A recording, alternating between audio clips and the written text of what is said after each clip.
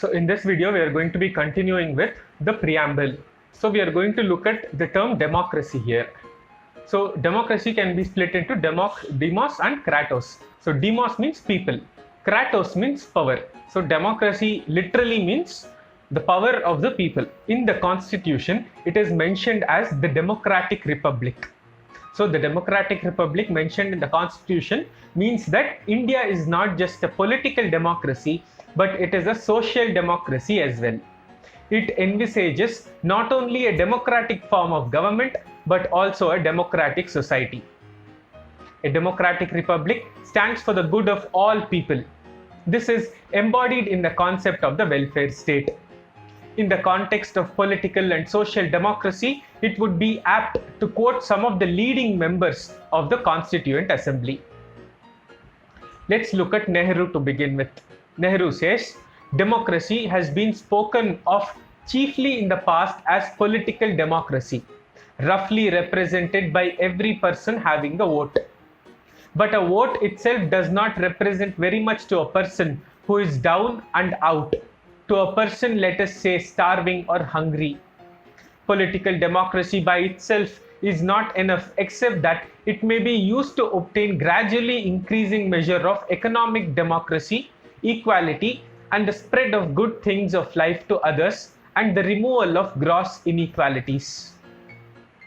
So Nehru is bang on here. He says that political democracy without economic and social democracy is useless. Just the guarantee of a vote will not help a starving or a hungry person to fulfill his stomach. So there needs to be a certain economic democracy. The downtrodden people, for example, like the scheduled castes and scheduled tribes, also need social democracy. Only then can political democracy be useful.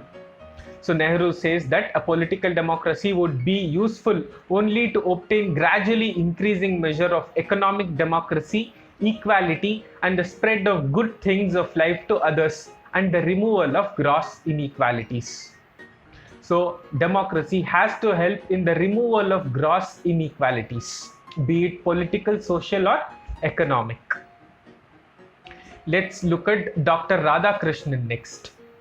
Dr. Radhakrishnan says, poor people who wander about, find no work, no wages, and starve, whose lives are a continual round of sore affliction and pinching poverty, cannot be proud of the Constitution or its law.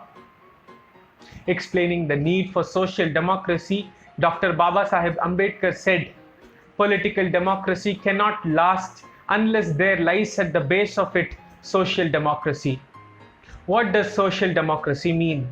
It means a way of life which recognizes liberty, equality, and fraternity, which are not to be treated as separate entities but as a trinity. They form a union of trinity in the sense that to divorce one from another is to defeat the very purpose of democracy. Liberty cannot be divorced from equality. Equality cannot be divorced from liberty. Nor can liberty and equality be divorced from fraternity. So Ambedkar says that the concepts of liberty, equality, and fraternity cannot exist in isolation, and they form a trinity of sorts.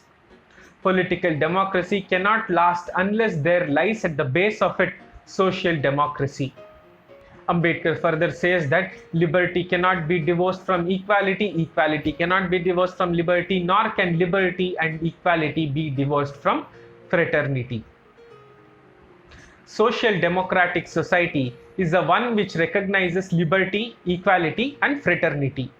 I repeat, a social democratic society is the one which recognizes liberty, equality, and fraternity.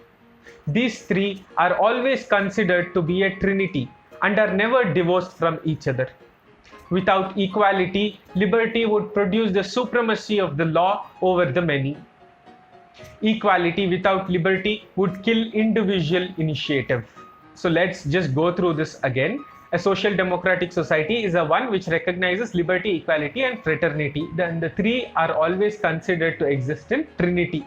Without equality, liberty would produce the supremacy of the few over the many. Equality without liberty would kill individual initiative. The Supreme Court in 1997 observed this. The Constitution envisions to establish an egalitarian social order, rendering to every citizen social, economic, and political justice in a social and economic democracy of the Bharat Republic. I repeat, the Constitution envisions to establish an egalitarian social order, rendering to every citizen social, economic, and political justice in the social and economic democracy of the Bharat Republic. Democracy is of two types, direct and indirect. When people exercise their supreme power directly, as is the case in Switzerland, then the democracy is known as direct democracy. There are four devices of direct democracy, namely referendum, initiative, recall, and plebiscite. You can read about all of this at some point later in the course. When the representatives elected by the people exercise the supreme power and thus carry on the government and make the laws on behalf of the people, then the democracy is known as an indirect democracy or representative democracy. This is the case as it is with India. Again, representative democracy is of two kinds. That is the parliamentary model of representative democracy and the presidential model of representative democracy. The parliamentary model of representative democracy is seen in India. The presidential system is seen in the United States of America. So we saw that democracy is of two types, direct and indirect. Direct democracy means the will of the people vote on all important issues. For example, we also saw Brexit. Brexit is an example of direct democracy where people directly voted on a certain issue. This is the case in Switzerland as well, where most of the important issues are decided on a direct vote basis by the people.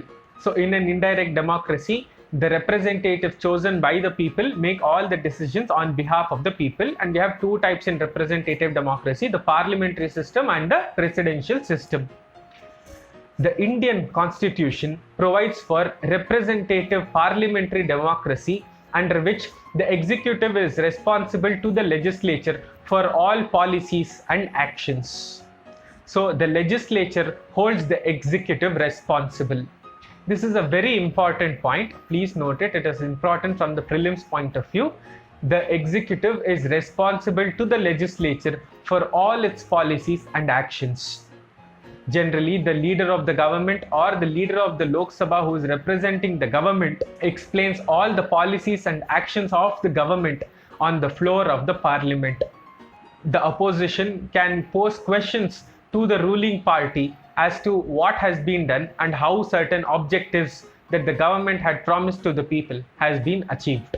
So the executive is being held responsible on the floor of the legislature. Parliamentary democracy envisages three important points. Number one, representation of the people. The second, a responsible government. Third, accountability of the Council of Ministers to the legislature. So these are the three broad points that we look at. The parliamentary democracy envisages three important points. The first one is the representation of the people. The second one is the responsible government. The third one is accountability of the Council of Ministers to the legislature. This concludes the second video on the preamble. We will continue with the remaining terms in the preamble in the next video as well. Thank you.